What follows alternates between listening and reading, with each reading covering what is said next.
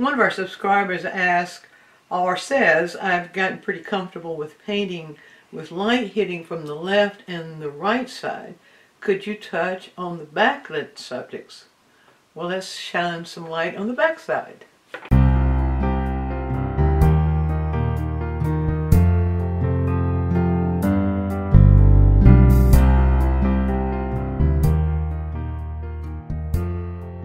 Now, a lot of things can happen when something is backlit. We can only cover a couple of those. But first of all, let's just review just a moment what causes something to be backlit.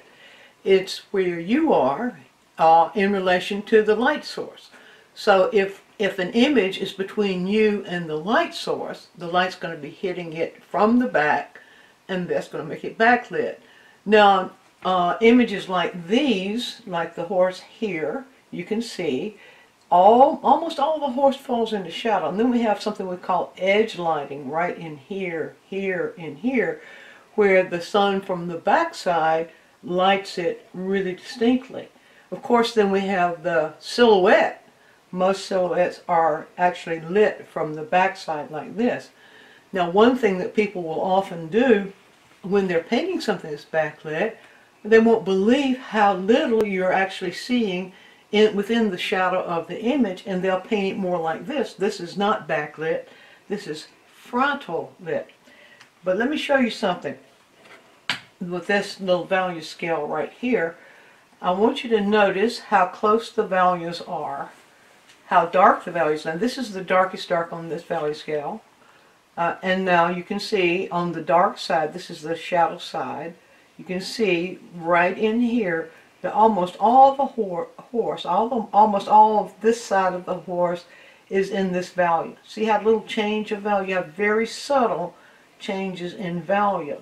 So that tells us that whatever is not being lit, whatever is facing us, if something is backlit, is going to be mostly in shadow.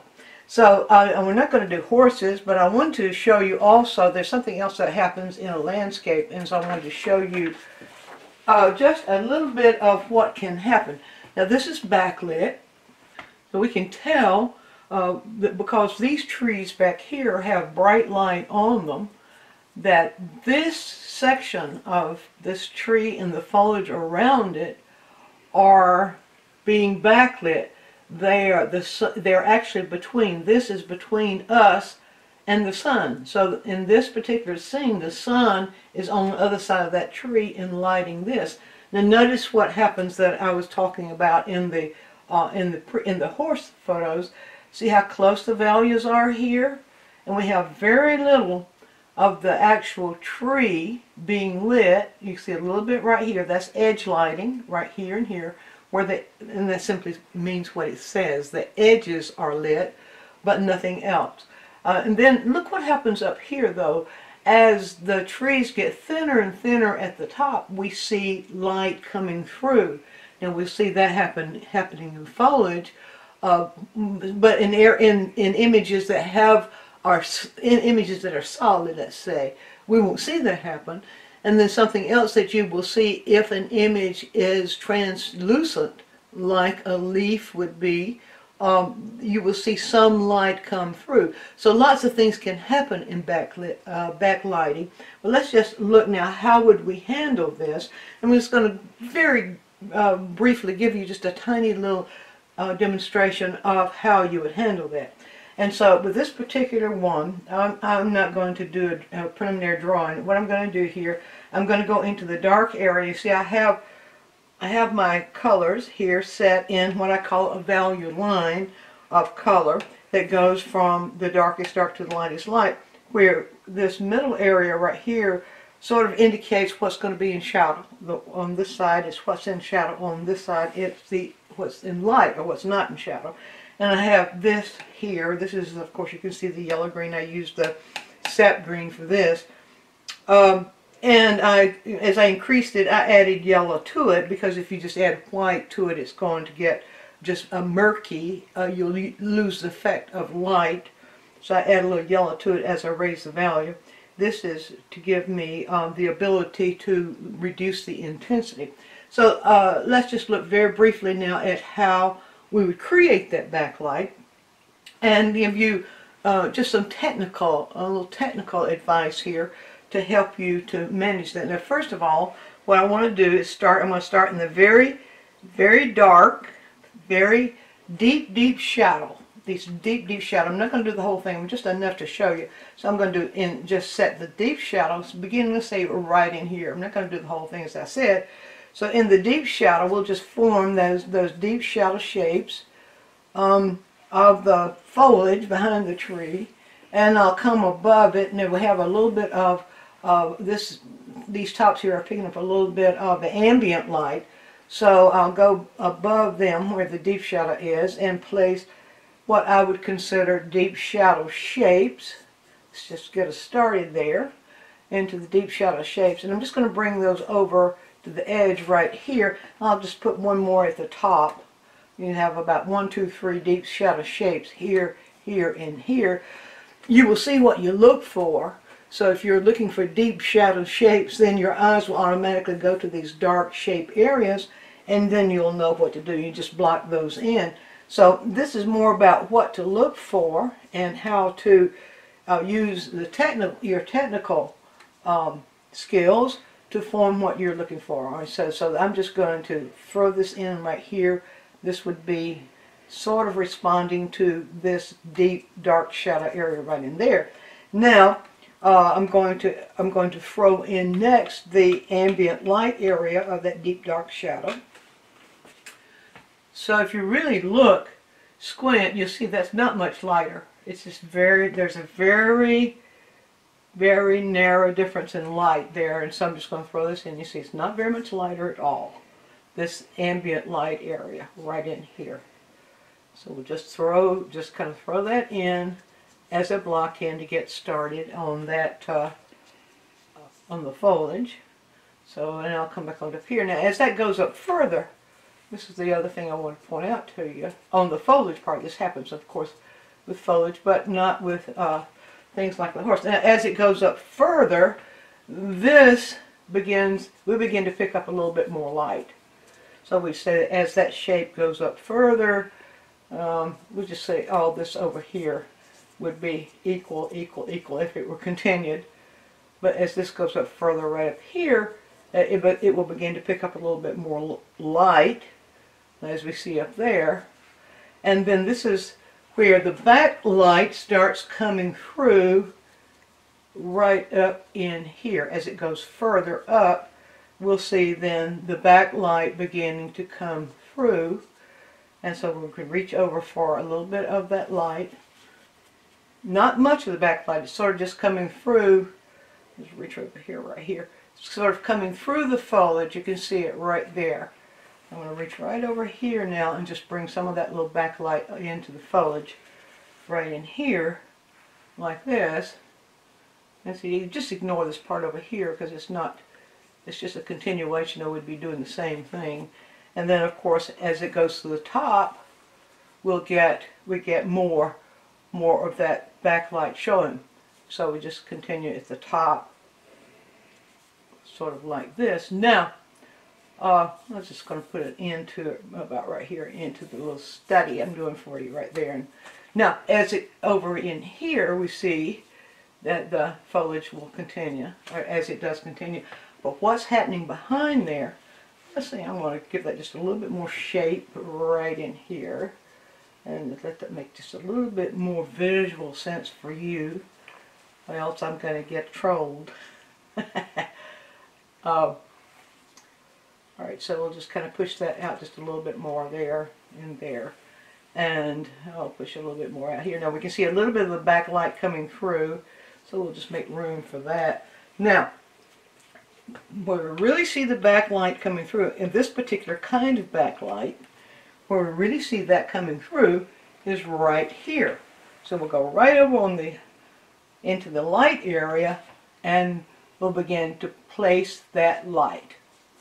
And that has some variation in value too. I'll place it first.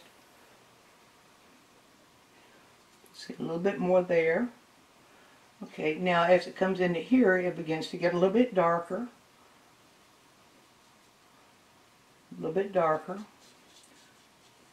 Okay, I'm not going to go up that far. I'm not going to go up very far. Just showing you the principle of the skill of thinking through the placement of values and the colors to create that feeling of backlight. And so we'll just come right over here. Now right in here we have, okay, the water kind of begins right in there. That kind of acts as a backlight too. I'll carry this over just a little bit further here so you can get that true effect. But I'm also going to throw in that tree trunk. Okay, now you can see, let's this whole thing end right there, as if it came to an end right there. Now you can see that what's happening there, we get that feeling of the light in the back coming through. And where we see bits and pieces of edges of light, like right in here, we throw those in last. You see right in there?